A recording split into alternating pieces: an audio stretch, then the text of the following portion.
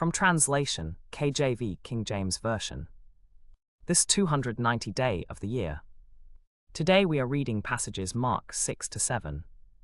Mark chapter 6, verses 1-56. And he went out from thence, and came into his own country. And his disciples follow him.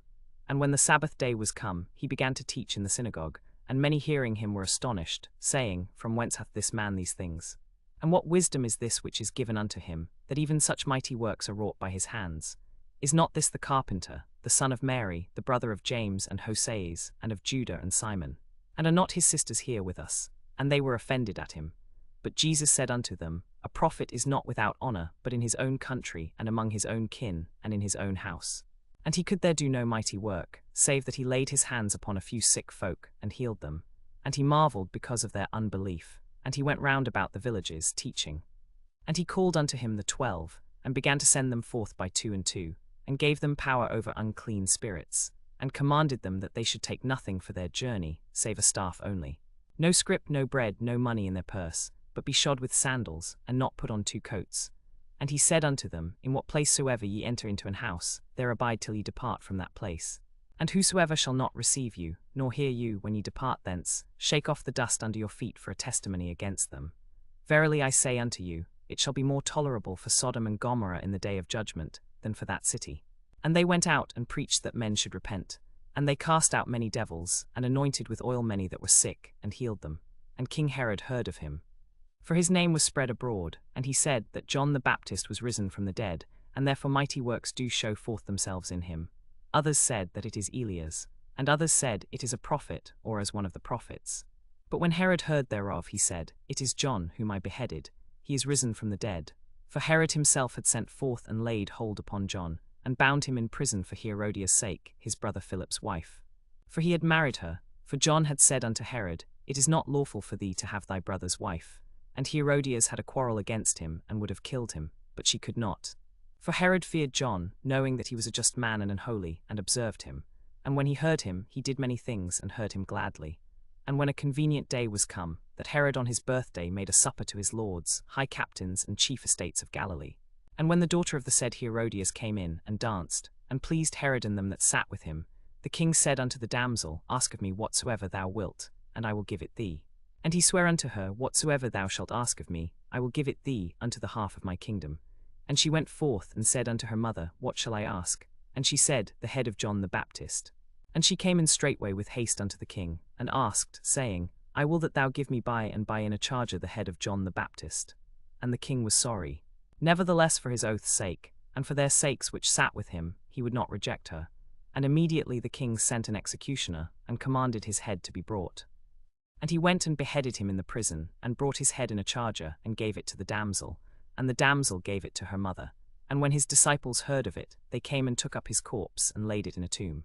And the apostles gathered themselves together unto Jesus, and told him all things, both what they had done, and what they had taught. And he said unto them, Come ye yourselves apart into a desert place, and rest a while. For there were many coming and going, and they had no leisure so much as to eat. And they departed into a desert place by ship privately. And the people saw them departing, and many knew him, and ran afoot thither out of all cities, and outwent them, and came together unto him. And Jesus, when he came out, saw much people, and was moved with compassion toward them, because they were as sheep not having a shepherd, and he began to teach them many things. And when the day was now far spent, his disciples came unto him, and said, This is a desert place, and now the time is far past. Send them away, that they may go into the country round about, and into the villages, and buy themselves bread. For they have nothing to eat. He answered and said unto them, Give ye them to eat. And they say unto him, Shall we go and buy 200 pennyworth of bread, and give them to eat? He saith unto them, How many loaves have ye? Go and see. And when they knew, they say, 5 and 2 fishes. And he commanded them to make all sit down by companies upon the green grass. And they sat down in ranks by hundreds and by 50s. And when he had taken the 5 loaves and the 2 fishes, he looked up to heaven, and blessed, and brake the loaves, and gave them to his disciples to set before them. And the 2 fishes divided he among them all. And they did all eat, and were filled. And they took up 12 baskets full of the fragments, and of the fishes, and they that did eat of the loaves were about 5,000 men. And straightway he constrained his disciples to get into the ship, and to go to the other side before unto Bethsaida, while he sent away the people. And when he had sent them away, he departed into a mountain to pray. And when even was come, the ship was in the midst of the sea, and he alone on the land. And he saw them toiling in rowing, for the wind was contrary unto them. And about the 4th watch of the night he cometh unto them, walking upon the sea, and would have passed by them. But when they saw him walking upon the sea, they supposed it had been a spirit, and cried out, for they all saw him and were troubled. And immediately he talked with them, and saith unto them, Be of good cheer, it is I, be not afraid. And he went up unto them into the ship, and the wind ceased, and they were sore amazed in themselves beyond measure, and wondered, for they considered not the miracle of the loaves, for their heart was hardened. And when they had passed over, they came into the land of Gennesaret, and drew to the shore. And when they were come out of the ship, straightway they knew him, and ran through that whole region round about, and began to carry about in beds those that were sick, where they heard he was. And whithersoever he entered, into villages, or cities, or country, they laid the sick in the streets, and besought him that they might touch if it were but the border of his garment, and as many as touched him were made whole. Mark chapter 7, verses 1 to 37. Then came together unto him the Pharisees, and certain of the scribes, which came from Jerusalem. And when they saw some of his disciples eat bread with defiled, that is to say, with unwashen hands, they found fault. For the Pharisees and all the Jews, except they wash their hands oft, eat not, holding the tradition of the elders. And when they come from the market, except they wash, they eat not. And many other things there are, which they have received to hold, as the washing of cups and pots, brasen vessels, and of tables. Then the Pharisees and scribes asked him, Why walk not thy disciples according to the tradition of the elders, but eat bread with unwashen hands? He answered and said unto them, Well hath Esaias prophesied of you hypocrites, as it is written, This people honoureth me with their lips, but their heart is far from me. Howbeit in vain do they worship me, teaching for doctrines the commandments of men. For laying aside the commandment of God, ye hold the tradition of men, as the washing of pots and cups, and many other such like things ye do. And he said unto them, Full well ye reject the commandment of God, that ye may keep your own tradition. For Moses said, Honour thy father and thy mother, and whoso curseth father or mother, let him die the death.